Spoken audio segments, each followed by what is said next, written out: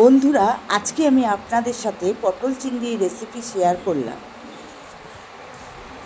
এর জন্য আমি একটি প্লেটে নিয়েছি একটি গোটা শুকনো লঙ্কা, তেজপাতা, হলুদ, কাশ্মীরি লঙ্কার গুঁড়ো, গোটা গরম মশলা, গোটা জিরে, লবণ, টমেটো কুচি, পেঁয়াজ কুচি।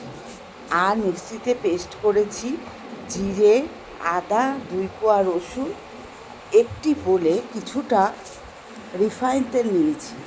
প্রথমে কড়াইয়ে কিছুটা তেল দিয়ে সেটির মধ্যে নুন হলুদ মাখানো চিংড়ি মাছগুলো দিয়ে দিলাম।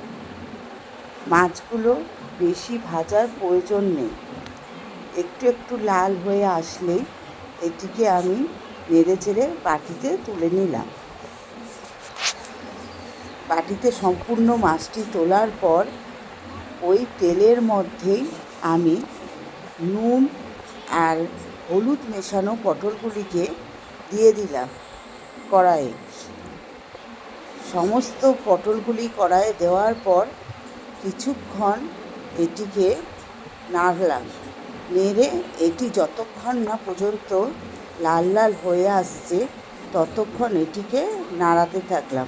দেখুন বন্ধুরা, পটলগুলি লাল লাল হয়ে গেছে।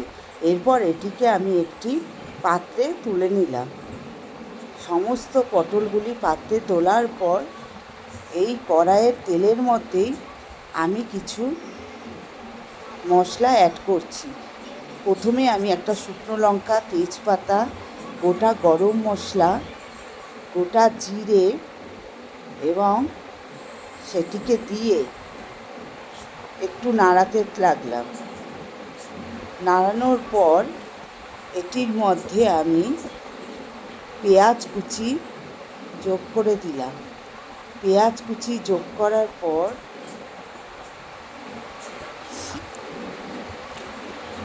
পেঁয়াজ কুচিটা যোগ করে দিলাম। এরপর পেঁয়াজ কুচিটা ভালো করে নাড়াচাড়া করে একটু লাল হয়ে আসলে এর মধ্যে আমি টমেটো কুচিটি দিয়ে দিলাম। কাটা টমেটো কুচিগুলো আমি এখানে 2টো নিয়েছি। এরপর একটু টমেটোর গন্ধ যাতে চলে যায় সেই জন্য আমি এটিকে একটু নেড়ে চেড়ে নিলাম। এরপর এতে আমি লবণ দিয়ে দিলাম। লবণ দেওয়ার পর হলুদ, আস্তে আস্তে সমস্ত মশলাগুলো দিয়ে আমি এটিকে আরেকটু নেড়ে চেড়ে নিলাম যাতে মশলাগুলোর গন্ধ চলে যায়, কাঁচা গন্ধটি চলে যায়। এরপর পেস্ট করে রাখা মশলা এর মধ্যে অ্যাড করে দিলাম।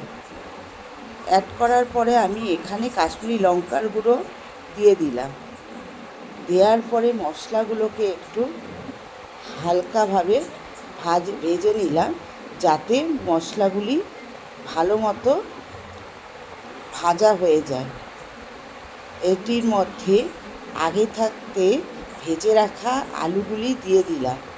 এরপর কিছুক্ষণ এটিকে নেড়ে চেড়ে নিলাম যাতে মশলাগুলি ভালো মতো ফ্রাই হয়ে যায়।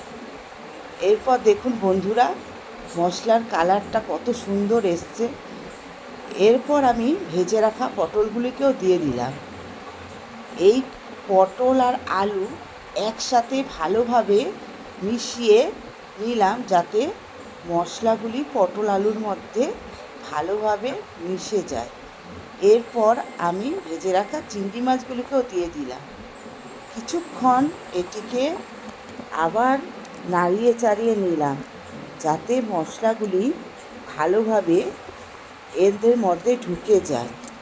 চিংড়ি, পটল, আলু সমস্তটা একসাথে মেখে ভালো মতো যখন হয়ে যাবে তখন এর মধ্যে আমি কিছুটা জল অ্যাড করে দিলাম।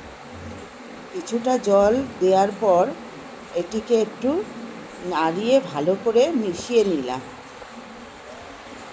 বন্ধুরা দেখুন, জলটি আমার কাছে মনে হলো একটু কম, তাই আমি আবার একটু জল দিয়ে দিলাম এতে।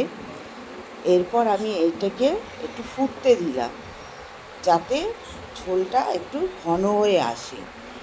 নাড়িয়ে নাড়িয়ে এটাকে তারপর একটা ঢাকনা দিয়ে ঢেকে দিলাম। ঢাকনাটা সরানোর পর এর মধ্যে আমি একটু চিনি অ্যাড করে দিলাম। এটি আপনারা দিতেও পারেন, না দিতেও পারেন, তবে চিনি দিলে তরকারিটি একটু ভালো লাগে। এরপর এটিকে নাড়িয়ে নাড়িয়ে যখন তেলটা একটু ছাড়বে মশলার থেকে, তখন আমি এটিকে একটা প্লেটের মধ্যে ঢেলে পরিবেশনের জন্য তৈরি করে ফেললাম। এরপর এটি পরিবেশনের জন্য তৈরি হয়ে গেল।